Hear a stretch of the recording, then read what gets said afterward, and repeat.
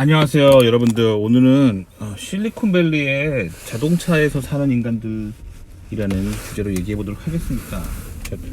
저희 회사 주차장에도 그런 인간이 나타났습니다. 그 자동차를 개조해 가지고 그 자동차 안에 이렇게 침대처럼 만들어 놓고 그렇게 사는 거예요. 뭐 이런 거 뉴스에서 많이 보셨죠? 저도 봤습니다.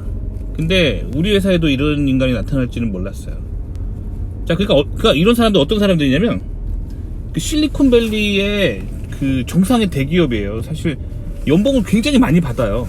정상적인 집에 살아도 전혀 문제가 없고 돈이 충분히 살 수 있는 돈인데 왜 집에서 안 살고 자동차를 개조해서 거기다가 이제 이불 깔아놓고 그러고 사냐면 돈이 그렇게 하면 더 세이브가 되기 때문이에요. 아시겠죠? 그러니까 제가 뭐라고 말해야 되지? 그 실리콘밸리에서 방 2개 있는 투베드룸 아파트가 렌트비가 보통 한 달에 3,000불 정도 해요. 3,000불이면은 뭐 대충 뭐 환율 대충 계산하면은 뭐 환율 대충 뭐 1,300원으로 계산하면은 3,000불이면 뭐 한 400만 원 뭐 그런 거잖아요. 어떻게 한 달에 그 렌트비를 400만 원을 내냐, 막 미쳤다. 한국 사람들 입장에서는 그렇게 보일 수 있는데 이 실리콘밸리가 이 전 세계에 최강의 대기업들이 모여 있고 그 전 세계의 테크놀로지를 그 리드하는 뭐 그런, 그러니까 정확히 말하면 전 세계 최초로 뭔가 인간들에게 양산되는 그런 양산 제품들이 시전을 보이는 곳이잖아요. 그러니까 좀 특별한 곳이에요. 그러니까 뉴욕 맨하탄이 금융 특구라면 여기 실리콘밸리는 기술 특구예요. 그러니까 당연히 전 세계에서 온 사람들이 막 몰려드니까 그 물가가 비싸고 집값이 비싼 거예요. 그래서 실리콘밸리에서 그 가족 있는 집이 살려면은 거실에 방 2개 정도 있어야 돼. 거실에 방 2개, 화장실 2개 정도 있어야 될 거 아니에요, 그렇죠? 근데 이게 한국 아파트 개념으로 거실에 방 2개, 화장실 2개가 아니라 한국 아파트보다 훨씬 넓어요. 미국 사람들은 기본적으로 집을 구할 때 뭐랄까, 미국이 땅이 넓은 나라이기 때문에 조그만하게 닭장 같은 집을 안 만들어요. 다 집이 커요. 그러니까 한국에 방 2개 있는 집보다 훨씬 큰 집이에요. 뭐 근데 어쨌든 뭐 한국 돈으로 한 400만 원 정도 한다는 거죠. 물론 혼자 사는 원룸 아파트는 훨씬 싸요. 원룸은요, 실리콘밸리에서도 원룸은 한국 돈으로 한 150만 원 정도면은 구할 수 있어요. 근데 그래도 비싼 거죠. 한국의 월세랑 비교하면 비싼 거죠. 근데 실리콘밸리 기업의 인사과가 바보가 아니에요. 이렇게 월세가 비싸다고 한국이랑 똑같이 월급 주지 않아요. 그러니까 여러분들이 왜 이걸 비싸다고 생각하냐면 한국이랑 똑같은 개념의 월급으로 미국을 보니까 진짜 비싸다 하는 거잖아요. 근데 솔직히 실리콘밸리에 살고 있는 제 입장에서는 월세 3,000불이면 안 비싼 거예요. 그냥 다 그런 거예요. 아시겠죠? 왜냐면 실리콘밸리 대신에 연봉을 많이 받잖아요. 아시겠죠? 그러니까 제가 원래 실리콘밸리 아닌 데서 살다 왔어요. 제가 예전에 살던 실리콘밸리 아닌 지역은 그 방 2개에 거실 있는 그 아파트 렌트비가 한 달에 1,500불 정도 했었어요. 아시겠죠? 그럼 제가 실리콘밸리 영입이 됐잖아요. 그러면 제가 미쳤다고 여기를 옵니까? 왜냐면 월세가 2배가 되면은 생활비가 훨씬 늘어나는데 제가 미쳤다고 오겠어요? 어떻게 실리콘밸리 인사과는 계산을 하냐면, 제가 실리콘밸리 아닌데 살았을 때 받았던 연봉 있잖아요. 연봉?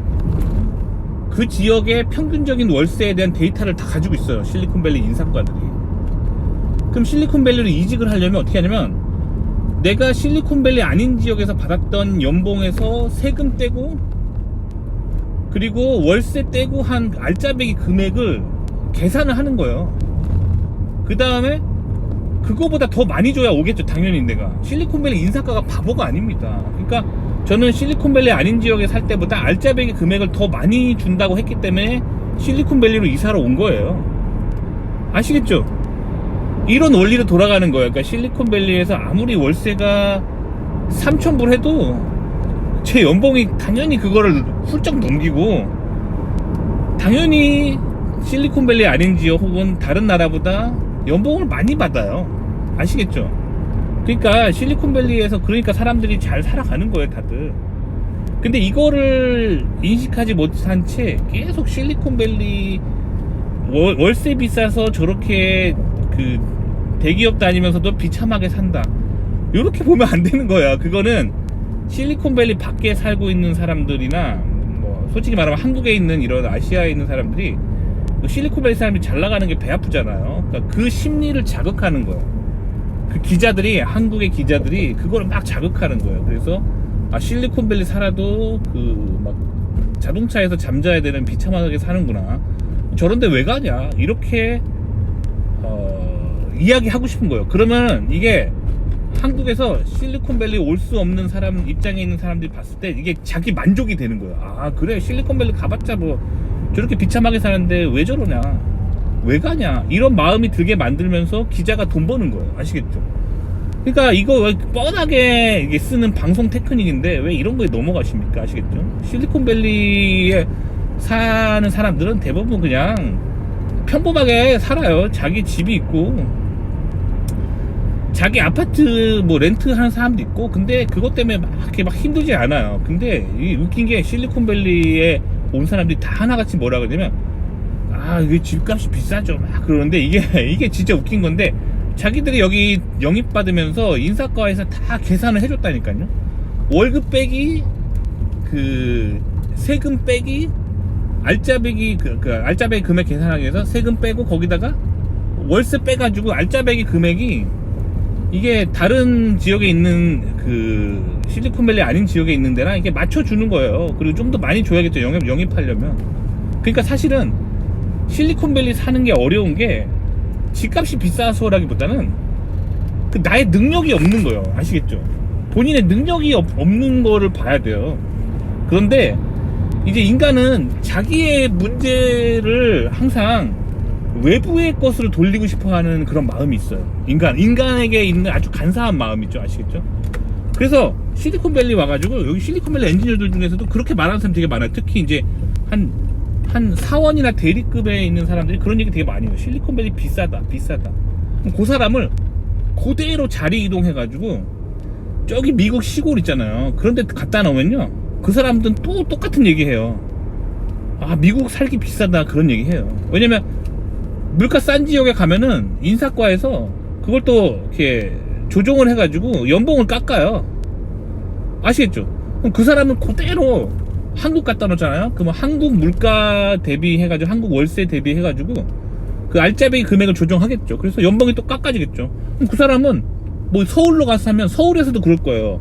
서울 물가 비싸다. 그 사람을 그대로 평행 이동시켜가지고 이번에는 한국에서 물가가 싼 곳이 어디가 있을까요? 뭐 예를 들면 또 촌동네 얘기하면 촌동네 분들이 기분 나쁘니까 그냥 무슨 도라고 해봅시다. 자, 촌동네 무슨 도에 이번엔 그 사람 보내요. 그러면 인사과에서 그 지역의 그 거주비를 계산해가지고 알짜배기 금액을 또 계산할 거 아니에요. 그래서 연봉이 깎이겠죠. 거기 가서 또 힘들다고 할 거예요. 아시겠죠? 그러니까 중요한 거는 뭐냐면, 자기 연봉에서 세금을 떼고 자기 연봉에서 그 집세를 빼고 뭐 먹을 거 이거 빼고 남은 알짜배기 금액이 괜찮아야 되는 거잖아요. 아시겠죠? 실리콘밸리 알짜배기 금액 괜찮아요. 살기 좋아요. 아시겠죠? 그런데 항상 말씀드리지만 인간은 뭐라? 문제의 원인을 자기에게서 보지 않고 외부의 원인을 두고 싶어 하는 거죠. 아시겠죠? 그러니까 능력이 없는 사람들은 항상 힘든 거예요. 그러니까 능력을 키워야 되는 건데, 인간은 세상 탓하는 걸 좋아한다는 거예요. 이걸 딱 보고 하이에나처럼 이렇게 집요하게 물어뜯어서 돈을 버는 하이에나들이 있는데, 이런 사람들을 좌파진보 신문사 기자라고 합니다. 아시겠죠? 그러니까 인간들이 이런 심리를 하이에나처럼 물어뜯는 거예요. 그래가지고 계속 실리콘밸리 대기업 가도 저렇게 비참하게 뭐 트레일러에서 산다, 자동차에서 뭐 이렇게 쪽잠 잔다, 비참하다, 실리콘밸리의 자본주의는 얼마나 망가졌는가, 자본주의는 얼마나 잘못됐는가, 막 이런 얘기를 하는 거예요. 아시겠죠? 안타깝습니다. 아시겠죠? 저도 이런 스탠스로 돈 벌기로 작정하면 돈 벌 수 있어요. 어떻게 하면 되냐면, 서울역 앞에 가가지고, 서울역 앞에 이제 홈리스들 있잖아요. 그런 사람들 막 보면서, 아, 서울의 자본주의는 얼마나 잘못됐는가. 얼마나 저렇게, 서울 가면 다 저렇게 여러분들 비참하게 살게 됩니다. 저렇게 서울역 앞에서 다들 이렇게 길에서 자는 비참한 삶을 살게 됩니다. 이렇게 얘기하면 이제 이렇게 얘기한 다음에 이제 한국을 싫어하는 뭐 국가들이 어디 있을까요? 뭐 반한 감정이 있는 그런 뭐 다른 아시아 국가에 가가지고 방송하면은 돈 많이 벌겠죠. 그러니까 제발 그 좌파 하이에나들의 먹이가 되지 말라는 거예요. 아시겠죠? 그러니까 그 저희 회사 연봉이면은 돈 많이 줘요. 근데도 저렇게 저희 회사 주차장에서 자동차 개조해가지고 이렇게 침대를 그 자동차 안에 만들어 놓고 저기서 먹고 자고 하는 인간들 있거든요.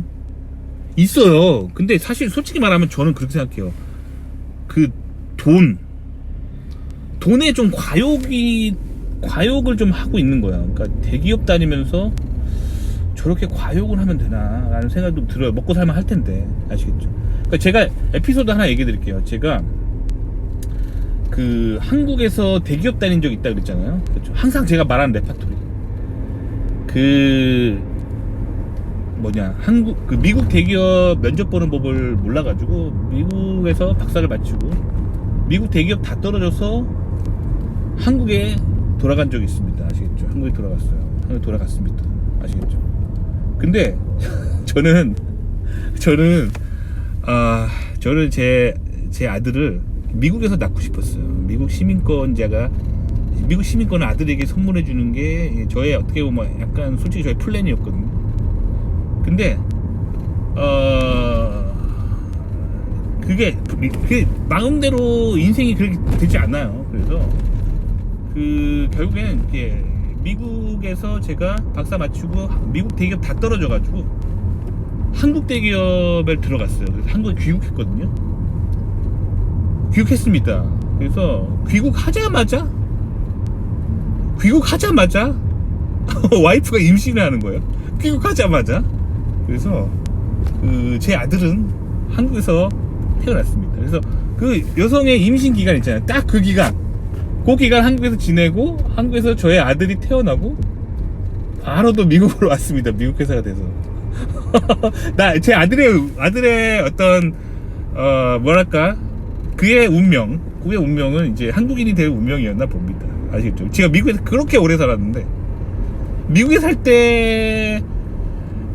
때 이렇게 아들을 미국에서 낳으려고 하는 플랜이 있었으나 한국에 가자마자 와이프가 임신하고 아들이 태어나자마자 미국으로 왔습니다.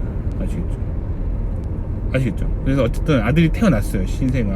근데 아들이 태어나자마자 제 어떤 플랜은 이렇게 분유가 또 뭐가 좋은지 막 검색을 했어요. 근데 이 실리콘밸리에 굉장히 세계적인 그 분유 회사가 있어요. 완전 바이오테크놀로지 완전 그거여가지고 막 아이들의 뇌에 좋은 무슨 영양소가 들어있는 막 그런 분유 만드는 그런 회사가 있어요. 그래서 이거 미제 분유를 먹여야 된다 해가지고 제가 한국에 살면서 비싼 돈 들여가지고 진짜 이 분유를 수입을 한 거야.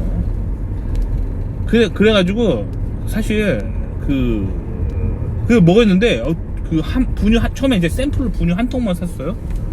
근데 아들이 굉장히 잘 먹는 거야. 쭉쭉쭉 잘 먹는 거야. 그래가지고 제가 이거 이때다 싶어가지고 제가 그거를 아들 키울 거를 다 생각해가지고 그리고 그 보관 기간이 괜찮더라고. 그래서 100만원어치를 주문했습니다. 100만원 주문했는데 그래가지고 100만원치 왔어요. 박스로. 그래가지고 그 두 번째 분유통을 뚝 따는 순간 얘가 입을 물렸는데 안 먹는 거야. 두 번째 분유통부터 안 먹는 거예요. 그리고 저희 아들은 모유를 먹었습니다. 아니 처음에 모유를 안 먹어가지고 그 분유 한 통을 줬는데 너무 잘 먹는 거야. 쭉쭉쭉.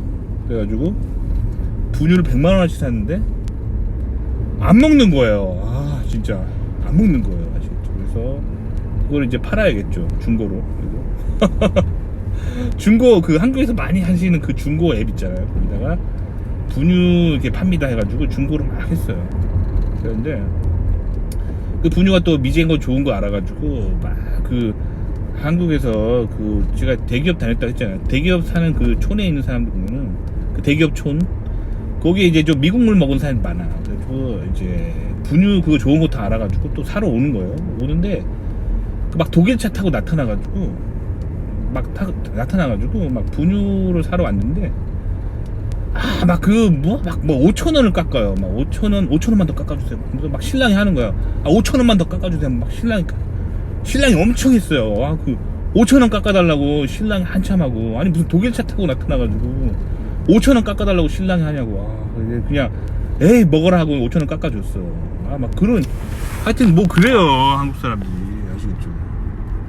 아시겠죠? 그래서 하여튼 그래가지고 제가 이제 5천 원 깎아줬습니다. 아시겠죠?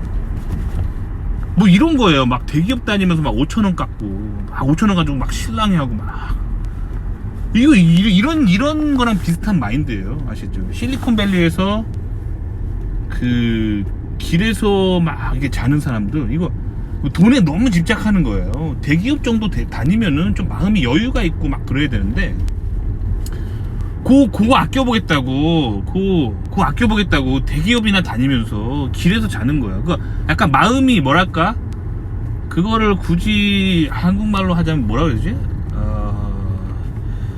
과욕 뭐라 그래? 돈귀신 들린 거야. 그 돈귀신 들린 게 그런 거예요. 돈귀신 아시겠죠? 실리콘밸리에서 억대 연봉 받으면서 한 달에 뭐 한 3,400만 원 월세 내도 이게 실리콘밸리의 그 수억대 연봉을 감안하면은 이 충분히 살 수가 있는데 이거 길에서 자려고 하는 거예요. 그러니까 이게 돈귀신 들렸다는 게 이런 거예요. 아시겠죠? 그러니까 너무 이렇게 돈에 대한 왜곡된 자아를 가지고 있는 거예요. 그래서 이제 그렇게 이제 길에서 자는 사람들을 보면요, 그 후진국에서 사는 사람들, 후진국에서 와가지고 그 사람들은 이제 돈의 개념이 이제 봐봐요. 한국 사람들에게도 실리콘밸리에서 월세 400만 원을 낸다. 큰 돈이죠. 큰 돈이지만 뭐 예를 들면 님이 연봉을 한 2억에서 3억 받는다고 하면은 이 뭐 월세로 400만 원 내는 거는 큰 돈이 아니에요. 그렇게 생각을 해야 돼요. 그렇게 마인드셋을 가져야 됩니다. 아시겠죠? 근데 이제 한국 사람한테도 이런 유혹이 찾아온단 말이야. 여기 월세 비싸네. 근데 후진국에 온 사람들은요, 아직도 이 지구상에는 한국 돈으로 10만 원만 있으면 온 가족이 먹고 살 수 있는 그런 후진국이 있습니다. 이런 데서 온 사람들은 이 개념이 이게 안 되는 거예요. 이 개념이, 아시겠죠? 이 개념이 안 되는 거예요. 아시겠죠? 너무 큰 돈인 거예요. 아시겠죠? 그러니까 자꾸 그런 생각을 자꾸 하고 싶어지는 거예요. 그런 어떤 뭔가 내가 충분히 수억대 돈을 받고 있지만 이 길거리에서 자고 싶은 막 유혹을 느끼는 거예요. 사실 그건 돈에 대한 너무 이렇게 없이 살아가지고 그게 굉장히 크게 느껴지는 거죠. 왜냐면 자기네 나라에서는 10만 원이면 온 가족이 막 할머니랑 할아버지랑 아빠 엄마랑 고향에 있는 동생들이 10만 원이면 아주 그냥 한 달에 먹고 살 수 있는데, 그 월세 400만 원을 내가 아껴가지고 그 400만 원을 고향에 보내주면은 이 400만 원으로 할머니 할아버지 엄마 아빠 동생들 뿐만 아니라 동생들 다 대학 보내고 이 삼촌이랑 사돈 팔촌까지 잘 살 수 있는 돈이잖아. 그러니까 내가 그렇게 해야겠다 라고 생각하는 거예요. 그렇게 해가지고 그 실리콘밸리에서 연봉을 수억 원의 연봉을 받으면서 그렇게 회사 주차장에서 그 자동차 뒤에 그 체어를 다 뜯어버리고 거기다가 장판 깔고 이렇게 자른 인간들이 있다는 거예요. 너무 좀 그런 거예요. 아시겠죠? 그 돈에 대한 너무 이렇게 왜곡된 자아가 있는 거예요. 그러니까 실리콘밸리가 자본주의가 실패한 게 아니라 그 사람 마음이 실패한 거예요. 마음이, 그러니까 실리콘밸리 대기업 정도 다니면은 여유롭게 살아줘야 된단 말이에요. 아시겠죠?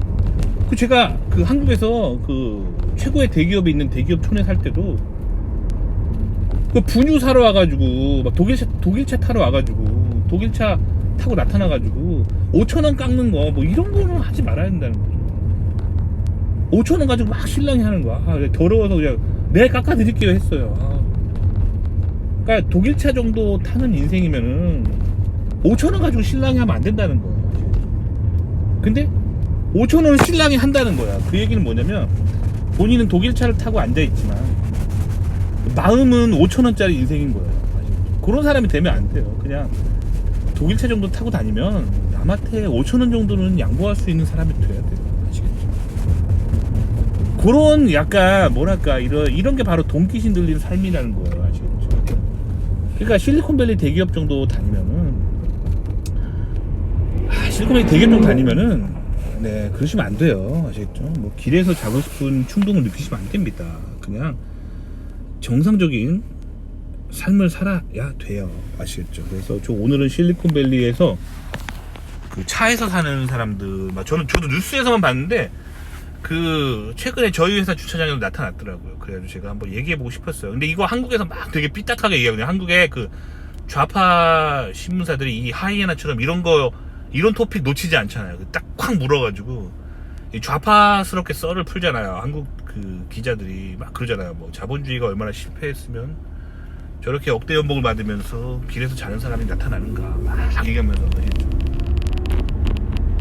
요 얘기를 제가 다른 채널에서 한번 본 적이 있는데 그 실리콘밸리에서 인턴을 한 사람이 뭐 이런 얘기했어요. 연봉 1억으로 실리콘밸리에서 가난하게 살아요. 뭐 이런 제목으로 막 얘기했어요. 연봉 1억으로.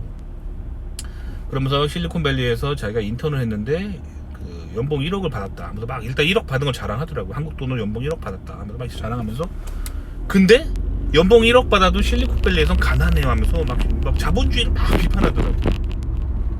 자본주의를 비판하면 안 되고 본인이 인턴이라서 연봉이 짠 거예요. 실리콘밸리에서 연봉 1억이면은 연봉이 낮은 건 맞아요. 왜냐면 실리콘밸리가 물가가 비싸잖아요. 근데 연봉 1억은 그 실리콘밸리에서 아주 하위의 아웃라이어들이 받는 연봉이에요. 인턴 연봉이에요. 아시겠죠? 실리콘밸리에서 보통 이제 정직원을 있는 사람들은 연봉이 기본 한국 돈으로 2억 원이 넘는다는 거예요. 아시겠죠? 2억 원이 넘어요. 그러니까 뭐 대충 한 30% 정도 세금을 뗀다 하더라도 충분히 먹고 살 수 있는 돈이고, 뭐 월세가 한 달에 한 400만 원 한다 하더라도 충분히 살 수 있는 돈이에요. 실리콘밸리에 있는 사람들 보통 연봉 2억 원이 다 넘고 한 3억 원 가까이 되는 게 이제 실리콘밸리의 이제 평균적인 연봉이라고 보시면 돼요. 아시겠죠? 그러니까 이게 너무 이렇게 막 뭐랄까 이렇게 실리콘밸리를 이상하게 막 이렇게 보이지 마시라는 거예요. 그러니까 실리콘밸리가 한마디로 전 세계에서 테크놀로지가 이렇게 최초로 양산되는 그런 중요한 거점이기 때문에 전 세계에서 많은 사람들이 몰려든다는 말이에요. 그렇기 때문에 물가가 비싸요. 자, 그렇지만 실리콘밸리는 매우 효율적이고 돈을 많이 버는 테크놀로지를 가지고 있죠. 그래서 실리콘밸리는 연봉을 많이 줍니다. 근데 실리콘밸리 인사가가 어떻게 해요? 연봉을 계산하냐? 제가 말씀드렸던 것처럼 그 사람 연봉을 딱 계산을 하고 그 다음에 그 세금을 딱 계산해. 세금을 다 계산을 떼요. 그럼 알짜배기 금액이 남잖아요. 거기서 실리콘밸리의 평균 집세를 뺀 다음에 평균 생활비를 다 뺀 다음에 그거 알짜배기 금액으로 계산을 합니다. 아시겠죠? 그러니까 실리콘밸리가 비싸서 못 산다는 건 말이 아니에요. 그거는 잘못된 생각이에요. 실리콘밸리가 비싸서 못 사는 게 아니라 내 능력이 없는 거예요. 실리콘밸리에서 물가 비싸다고 하는 사람들은 내 능력이 없는 건데, 내 능력이 없는 건 왜 말을 안 할까요? 아시겠죠? 내 능력이 없는 겁니다. 아시겠죠? 그 실리콘밸리가 만약에 그 회사가 뭐 한국지사를 만들어 놨잖아요. 한국지사를 만들어 놓고 뭐 서울이 아닌 그 한국 지방의 무슨 도에 그 실리콘밸리의 한국지사를 만들었다고 치면은 똑같이 그 실리콘밸리 회사는 그렇게 계산합니다. 그 알짜배기 세금을 뗀 알짜배기 월급에서 그 한국의 평균적인 월세 가격을 뺀 다음에 그거에 맞게 그 연봉을 정해준다는 거죠. 아시겠죠? 그러니까 실리콘밸리의 그 집값은 비싼 게 아니에요. 비싼 게 아니라 연봉은 그렇게 주는데, 아시겠죠? 그러니까 길에서 자는 사람들은 능력이 없는 겁니다. 아시겠죠? 그리고 제가 이제 실리콘밸리에서 그 실리콘밸리에 홈리스가 많은 건 사실이에요. 그래서 홈리스들을 이제 교회에서 이제 도와주러 갑니다. 그러면 이제 실리콘밸리에도 홈리스들이 있거든요. 막 길에서 주무시는 분들 많아요. 뭐 그 라면 박스 깔고 주무시는 분들 있어요. 실리콘밸리도 이제 가난한 동네가 있거든요. 가면은 그런 사람도 있습니다. 가면은 저는 실제로 얘기를 한 거잖아요. 실제로 얘기를 한 거예요. 왜 당신은 이렇게 여기 살고 있냐 하면은 대부분의 사람들, 거의 대부분의 사람들이 마약 문제 때문에 그렇게 된 거, 마약에 손대다가 그렇게 된 거, 아시겠죠? 그러니까 자본주의가 실패해서 홈리스가 된 게 아니라 마약에 빠져서 그렇게 된 거예요. 그러니까 이 보수 우파적인 어떤 컬처가 잘못돼서 그렇게 된 게 아니라 좌파 진보적인 컬처에 빠져서 홈리스가 된 거예요. 아시겠죠? 그러니까 제가 항상 그래서 말하는 거예요. 좌파 진보 신문 기자들 조심하라. 맨날 거짓말 하잖아요. 실제로 만나보면 알아요. 실리콘밸리 홈리스가 있는 이유는 뭐다?